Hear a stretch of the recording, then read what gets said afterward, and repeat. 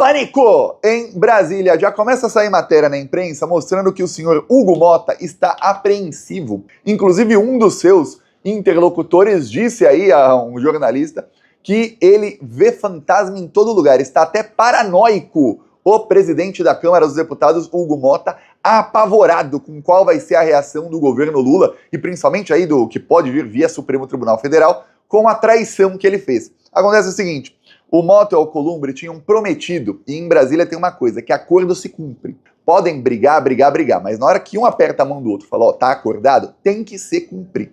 E os dois acordaram com o Lula que o caso do IOF, vamos lembrar, estão exigindo que o Lula corte 25 bilhões em gastos sociais, principalmente no Bolsa Família, querem que corte. E o Lula falou, não, eu preciso então de 25 bilhões, ou eu acho onde arrecadar 25 bilhões, ou eu tenho que cortar, então eu vou arrecadar dos mais ricos. Aumentou ali o imposto do IOF. Mesmo aumentado, esse imposto ainda é menor do que era no governo Bolsonaro, tá?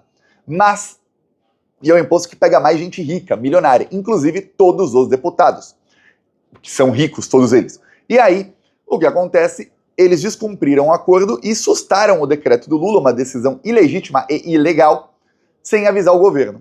Pronto. Aí começou a briga. O Hugo Motta acreditava que sairiam aí na imprensa o Haddad, a Gleisi Hoffmann, que é a ministra da Articulação, o Haddad da Economia, talvez até o próprio Lula, esbravejando pra cima dele, esbravejando pra cima do Congresso Nacional, falando, ó, vamos pra briga total. Porém, não foi isso que aconteceu. A reação do governo Lula, que foi uma reação bem pensada, né? Esse pessoal tá acostumado a lidar com bolsominions que são burros, aí quando lidam com gente inteligente, fica assim, caramba. A reação foi muito mais amena nos holofotes. E nos bastidores, eles não sabem o que o governo está planejando aí de reação contra ele. Vi aí a Natuza Neri é uma jornalista, ela até me segue, talvez até veja os vídeos, mas ela é uma das jornalistas que mais bateu na Dilma na época do impeachment. Inclusive, tem uma foto das jornalistas da Globo News que se autodenominavam, uma delas, né, a Júlia do Alibe, se denominou elas como as minas do impeachment, quer dizer, as jornalistas que derrubaram a Dilma.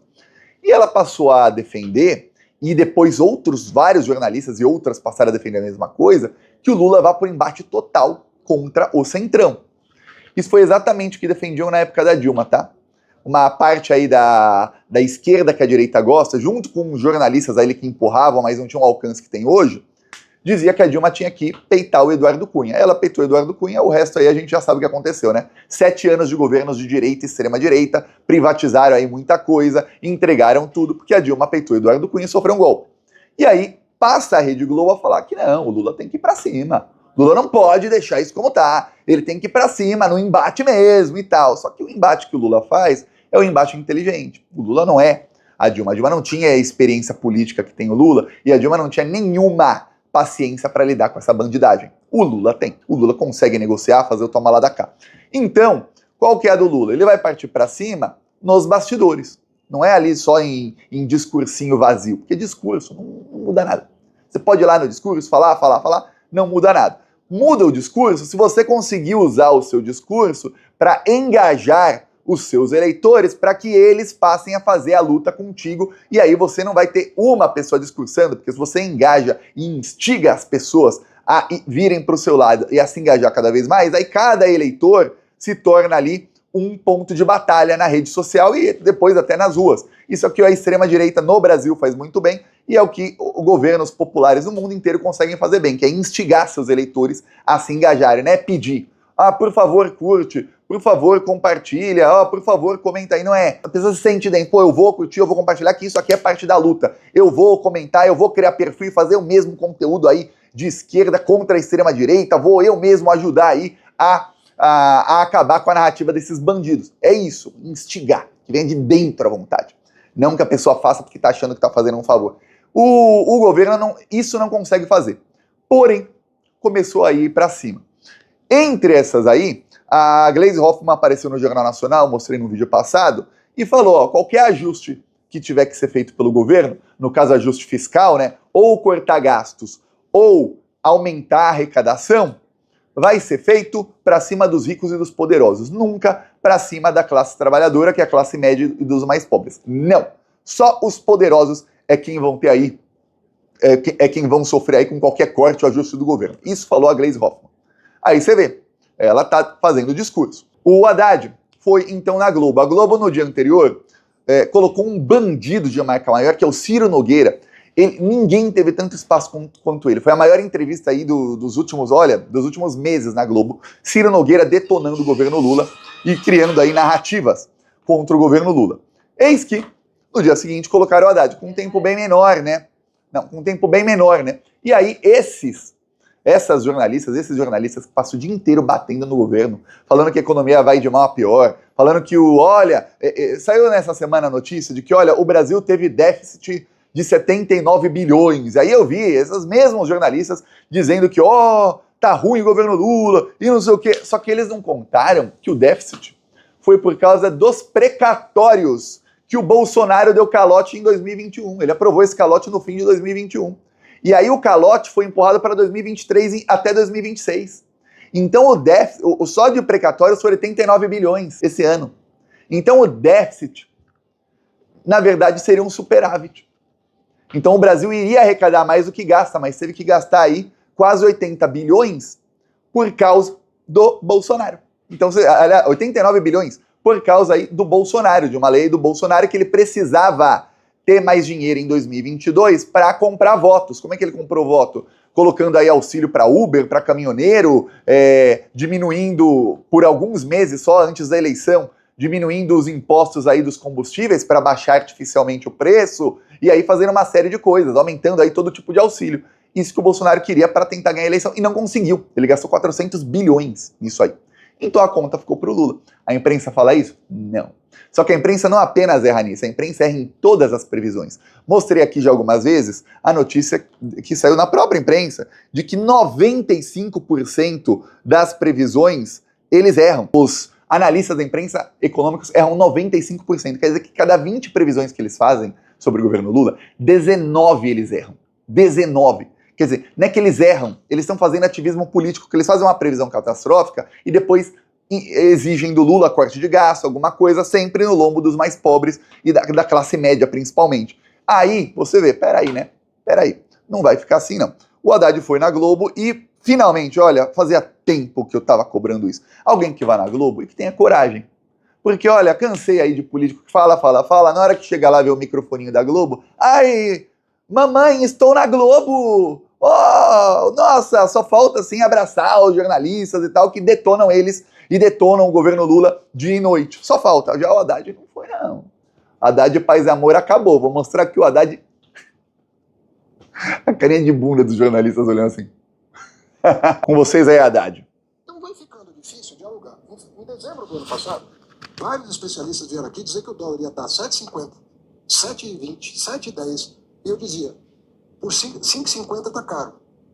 Eu disse isso na televisão. 5,70 está caro, eu falei. Na televisão. E hoje está menos de 5,50. Então, o que eu quero dizer é o seguinte, eu não sou uma pessoa que fico blefando com as coisas. Eu não faço isso. Porque isso aí destrói a reputação de uma pessoa e a pessoa perde credibilidade. O que adianta você ficar 6 meses de bem com o mercado financeiro se dali adiante? Eu sou uma pessoa que está imbuída de um propósito.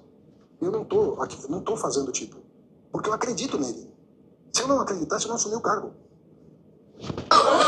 Ou seja, vocês chamavam aqui especialistas para ficar fazendo previsão catastrófica.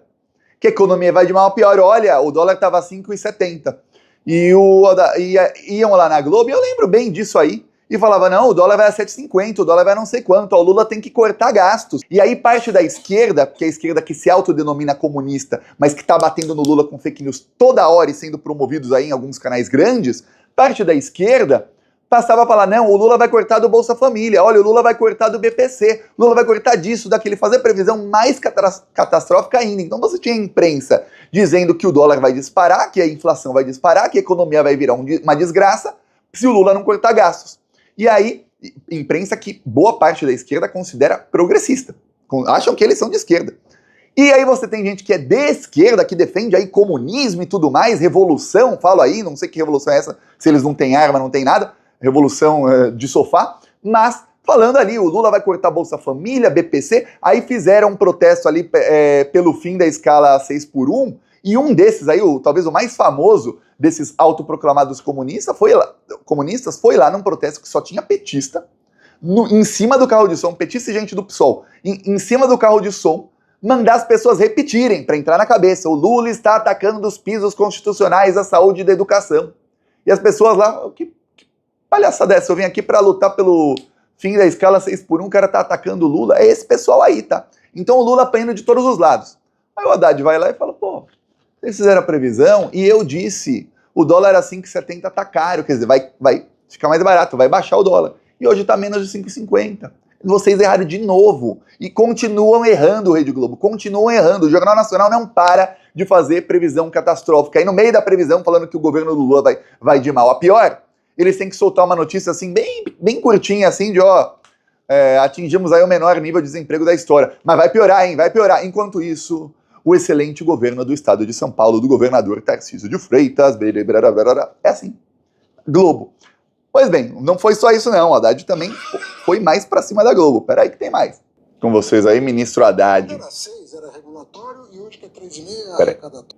Agora. Quando era 6 era regulatório e hoje que é 3,5 é arrecadatório. Não faz sentido esse tipo de afirmação. Quem ganha mais de R$1 milhão por ano e não paga 10% de imposto de renda, contra uma professora de escola pública que paga 10% de imposto de renda, nós vamos conseguir continuar corrigindo. As bets ficaram 4 anos sem pagar imposto no Brasil.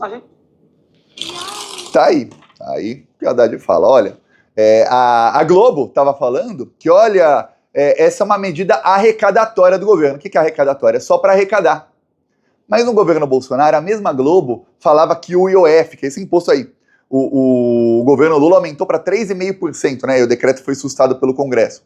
No governo Bolsonaro era 6%. Peço a sua inscrição no canal. Seguimos aqui na luta contra essa corja maldita. Falou!